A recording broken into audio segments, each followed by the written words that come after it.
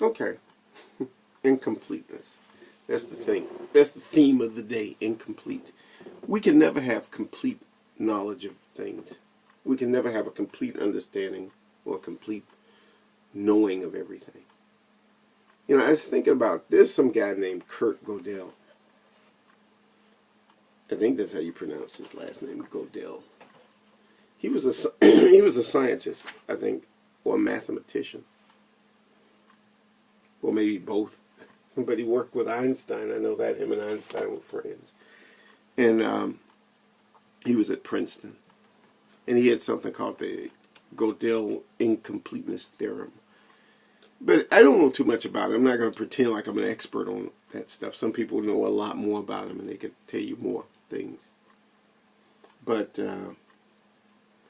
he, said something about the limits of what we can know, and that we can't have a complete understanding of everything.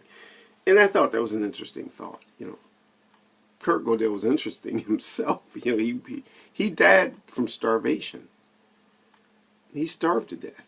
It was like his own choice. It's a weird story because he had this paranoia about eating food that was prepared by anybody else other than his wife. He only ate food that his wife cooked or prepared for him. And then when she got sick and she had to go to the hospital, nobody else, he wouldn't eat anything else. So he wound up starving to death. That's an interesting story. You can look up his name and read the whole story. They have, but I didn't mean to talk about him. I just talk about incompleteness. Just that whole concept really is what's more important to me.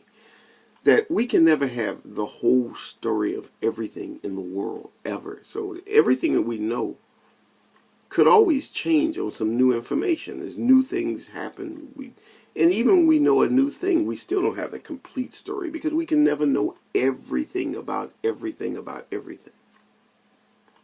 So every speculation in this world is up in the air, It's up in the air.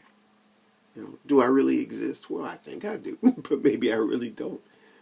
And if I have more and more information, I'll still never have the whole story. But I go with the ideal that, yes, it's true because it's practical.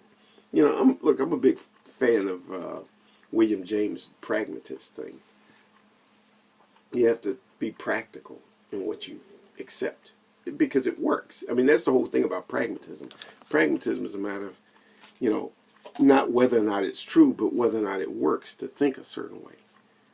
Does a certain way of thinking work? And if it works, then that's what you go with. And that's all you really can do when you get down to it. And that's just the way it is.